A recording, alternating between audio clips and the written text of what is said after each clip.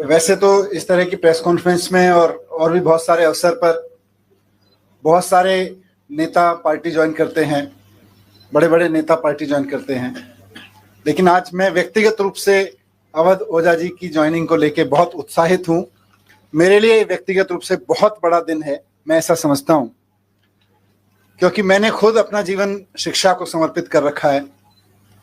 अगर मेरे सामने कोई ऑप्शन हो कि राजनीति को चुनना है या शिक्षा को चुनना है, तो शायद मैं शिक्षा पर काम करते हुए आगे निकल जाऊंगा राजनीति की जगह। वही जज्बा, वही समर्पण शिक्षा को लेके, और अभी तक की पूरी जिंदगी में वही काम मैंने अवध ओझा जी का देखा है। करोड़ों युवाओं को न सिर्फ प्रेरित किया है, बल्कि अपने काम से उन्होंने उनकी जिंदगी बदली है। और उसके अलावा भी जिस तरह का काम उन्होंने ऑनलाइन माध्यम का इस्तेमाल करते हुए किया है, तो वो एक बहुत बड़े शिक्षक हैं। आज आम आदमी पार्टी ज्वाइन कर रहे हैं। मैं उम्मीद करता हूं कि उनकी ज्वाइनिंग से हम सब बहुत एनरिच होंगे, देश का शिक्षा तंत्र बहुत मजबूत बनेगा। मैं माननीय अरविंद केजरीवाल जी, हमारे नेता और राष्ट्रीय कन्वीनर से अनुरोध करता हूं कि श्री अवध ओझा जी को फॉर्मल ज्वाइनिंग करा के पार्टी में उनका स्वागत करें।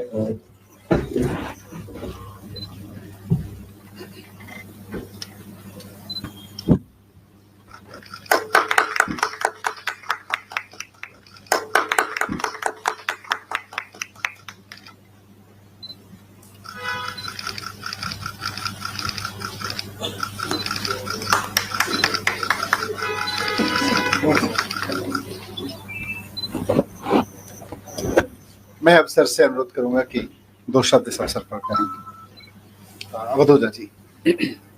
जय हिंद फ्रेंड्स।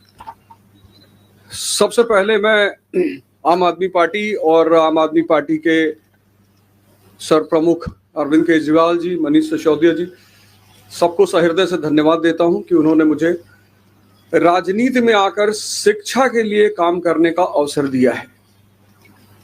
शिक्षा एक ऐसा माध्यम है जो परिवार, समाज और राष्ट्र की आत्मा है। जितने भी देश दुनिया में महान हुए, उनकी पृष्ठभूमि में कहीं ना कहीं शिक्षा का योगदान रहा। तो मैं आज अपनी इस राजनीतिक पारी की शुरुआत पर आप सबसे ये बात साझा करना चाहता हूं, जैसा कि हमारे नेता मनीष सिसोदिया जी ने कहा कि अगर मुझे राजनीति और शिक्षा में से कुछ चुनना हो तो मैं निश्चित तौर पर शिक्षा को चुनूंगा। ऐसा ही कुछ उद्देश्य मेरा भी है और राजनीति में आकर शिक्षा का विकास मेरा सर्वोत्तम उद्देश्य है। धन्यवाद। मैं श्री अरविंद केजरीवाल जी से अनुरोध करूंगा कि वो इस अवसर पर अपने विचार व्यक्त करें। अवध ओझा जी शिक्षा के क्षेत्र में इस देश का जाना माना नाम है, जिन्होंने लाखों करोड़ों युवाओं को, बच्चों को शिक्षा दी, रोजगार के लिए तैयार किया, प्रेरणा दी। न केवल शिक्षा, मैं इनके वीडियो देखता हूं जिसमें वो अलग अलग तरह से युवाओं को एक अच्छा जीवन जीने के लिए भी प्रेरणा देते हैं। उनके आने से अभी तक जब भी किसी नेता को हम ज्वाइन कराते हैं तो हम कहते हैं इनके आने से आम आदमी पार्टी मजबूत होगी। आज अवध ओझा जी के लिए मैं कहना चाहता हूं कि इनके आने से देश में शिक्षा मजबूत होगी, क्योंकि आम आदमी पार्टी शिक्षा के क्षेत्र में सबसे ज्यादा काम कर रही है। और आम आदमी पार्टी के जरिए जब ये शिक्षा में काम करेंगे तो देश की शिक्षा मजबूत होगी। और राष्ट्र निर्माण में शिक्षा का सबसे बड़ा महत्व है, तो राष्ट्र निर्माण मजबूत होगा। एक तरह से हमारी कोशिश ये रहती है कि जिन क्षेत्रों में आम आदमी पार्टी, जो आइडियोलॉजी हमारी है, भ्रष्टाचार निरोधक, शिक्षा, स्वास्थ्य, इन क्षेत्रों में जो भी अच्छे लोग हैं जो काम कर रहे हैं, उनको राजनीति में लाया जाए ताकि राजनीति में आके वो अपना और ज्यादा योगदान दे सकें।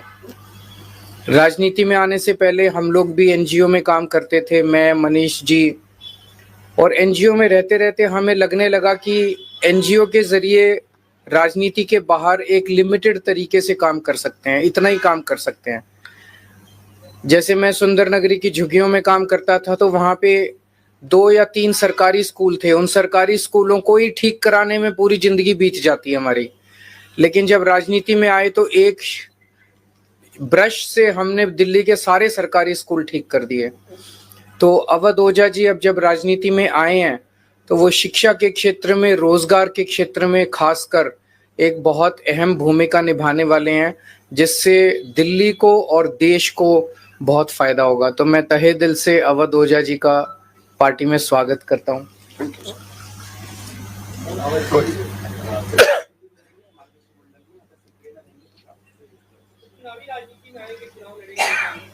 अब तो मैं पार्टी का हिस्सा हूं, तो पार्टी जो भी आदेश करेगी मैं वही करूंगा।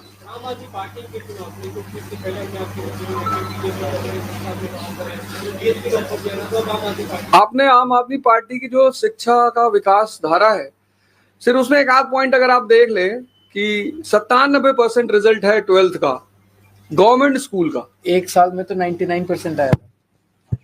एक साल में 99%। 2015 में सिर्फ 15 लड़कों ने, गवर्नमेंट स्कूल के लड़कों ने IIT मेंस क्वालिफाई किया था। इस बार 783। और मेरा यही कहना है, मैं तो हमेशा ये नारा देता हूं कि शिक्षा शेरनी का दूध है, जो पिएगा वो दहाड़ेगा। और डॉक्टर सर्वपल्ली राधाकृष्णन जी कहते थे कि 2 क्षेत्रों में देश के अच्छे दिमागों को आगे बढ़ना चाहिए, एक शिक्षा और एक राजनीति।